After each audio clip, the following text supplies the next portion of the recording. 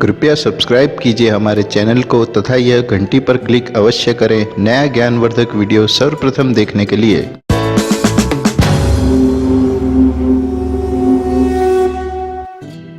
नमस्कार दोस्तों, मैं विनोद पांडे आपका हार्दिक स्वागत करता हूं आपके अपने YouTube चैनल पर। पाप मोचिनी एकादशी व्रत की पौराणिक कथा। पद्म पुराण के उत्तरखंड के अनुसार धर्मराज युधिष्ठिर के द्वारा भगवान श्री कृष्ण से परम पुण्यकारी पाप मोचिनी एकादशी के विषय में पूछे जाने पर स्वयं भगवान श्री कृष्ण जी ने युधिष्ठिर को पाप मोचिनी एकादशी की कथा सुनाई थी। उन्होंने बताया कि हे कुंती पुत्र, मैं तुम्हें पाप मोचिनी एकादशी की कथा सुनाता हूँ। पाप मोचिनी एकादशी की कथा पढ़ने, सुनने अथवा सुनाने मात्र से ही समस्त प्राणियों को राजसूय यज्ञ के समान फल प्राप्त होता है। अतः तुम यह कथा ध्यानपूर्वक सुनो। भगवान श्री कृष्ण जी ने आगे कहा कि सुनो राजेंद्र, मैं वह कथा सुनाता हूँ जिसे चक्रवर्ती नरेश मानधाता के पूछने पर स्वयं महर्षि लोमेश जी ने कही थी। लोमेश जी कहने लगे कि हे नृप श्रेष्ठ, प्राचीन काल में चैत्ररथ नामक वन था। अप्सराएं किन्नरों के साथ विहार किया करती थी। चैत्ररथ वन से सुंदर अन्य कोई वन न था। वहाँ सदैव वसंत का मौसम रहता था, अर्थात उस स्थान पर सदा नाना प्रकार के पुष्प खिले रहते थे। कभी गंधर्व कन्याएं विहार किया करती थी, कभी देवेंद्र अन्य देवताओं के साथ क्रीड़ा किया करते थे। उसी वन में मेघावी नामक एक ऋषि भी तपस्या में लीन रहते थे। वे प्रचंड शिव भक्त थे। एक दिन मंजू घोषा नामक एक अप्सरा ने उनको मोहित कर उनकी निकटता का लाभ उठाने की चेष्टा की। अतः वह कुछ दूरी पर बैठ वीणा बजाकर मधुर स्वर में गाने लगी। उसी समय शिव भक्त महर्षि मेघावी को कामदेव भी जीतने का प्रयास करने लगे।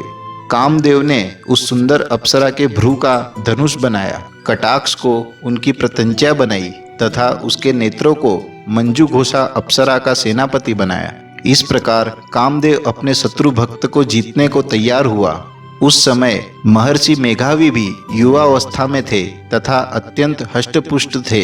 उन्होंने यज्ञोपवीत तथा दंड धारण कर रखा था। वे स्वयं दूसरे कामदेव के समान प्रतीत हो रहे थे। उस मुनि को देखकर कामदेव के वश में हुई मंजू घोषा ने धीरे धीरे मधुर वाणी से वीणा पर गायन प्रारंभ किया तो महर्षि मेघावी भी मंजू घोषा के मधुर गाने पर तथा उसके सौंदर्य पर मोहित हो गए। वह अप्सरा मेघावी मुनि को कामदेव से पीड़ित जानकर उनसे उसी समय आलिंगन करने लगी। महर्षि मेघावी उसके सौंदर्य पर मोहित होकर शिव रहस्य को भूल गए तथा काम में वशीभूत होकर उस अप्सरा के साथ रमण करने लगे। काम में वशीभूत होने के कारण मुनि को उस समय दिन रात का कुछ भी ज्ञान न रहा तथा कई समय तक वे रमण करते रहे। तदुपरांत मंजू घोषा उस मुनि से बोली, हे ऋषिवर, अब मुझे बहुत समय हो गया है, अतः स्वर्ग जाने की आज्ञा दीजिए। अप्सरा की बात सुनकर ऋषि ने कहा, हे मोहिनी, संध्या को तो आई हो, प्रातःकाल होने पर चली जाना। ऋषि के ऐसे वचनों को सुनकर अप्सरा उनके साथ रमण करने लगी। इस प्रकार दोनों ने साथ साथ बहुत समय बिता दिया। मंजू घोषा ने एक दिन ऋषि से कहा, हे विप्र, अब आप मुझे स्वर्ग जाने की आज्ञा दीजिए। मुनि ने इस बार भी कहा, हे रूपसी, अभी अधिक समय व्यतीत नहीं हुआ है, कुछ समय और ठहरो। मुनि की बात सुन अप्सरा ने कहा, हे ऋषिवर, आपकी रात तो बहुत लंबी है, आप स्वयं ही सोचिए कि मुझे आपके पास आए कितना समय हो गया। अब और अधिक समय तक ठहरना क्या उचित है? अप्सरा की बात सुन मुनि को समय का बोध हुआ तथा वह गंभीरता पूर्वक विचार करने लगे। जब उन्हें समय का ज्ञान हुआ कि उन्हें रमण करते 57 वर्ष व्यतीत हो चुके हैं तो उस अप्सरा को वह काल का रूप समझने लगे। इतना अधिक समय भोग विलास में व्यर्थ चला जाने पर उन्हें भयंकर क्रोध आया। अब वह भयंकर क्रोध में जलते हुए उस तप नाश करने वाली अप्सरा की तरफ भ्रुकुटी तान कर देखने लगे। क्रोध से उनके अधर कांपने लगे तथा इंद्रियां बेकाबू होने लगी। क्रोध से थरथराते स्वर में मुनि ने उस अप्सरा से कहा कि मेरे तप को नष्ट करने वाली दुष्टा, तू महापापिन तथा प्रचंड दुराचारिणी है, तुझ पर धिक्कार है। अब तू मेरे श्राप से पिशाचिन बन जा। मुनि के क्रोधयुक्त श्राप से वह अप्सरा पिशाचिनी बन गई। यह देख वह व्यथित होकर बोली, हे ऋषिवर, अब मुझ पर क्रोध त्याग कर प्रसन्न होइए तथा कृपा करके बताइए कि इस दुखद श्राप का निवारण किस प्रकार होगा। विद्वानों ने कहा है, साधुओं की संगत अच्छा फल प्रदान करने वाली होती है तथा आपके साथ तो मेरे कई वर्ष व्यतीत हुए हैं, अतः अब आप मुझ पर प्रसन्न हो जाइए, अन्यथा लोग कहेंगे कि एक पुण्य आत्मा के साथ रहने पर मंजू घोषा को पिशाचिनी बनना पड़ा।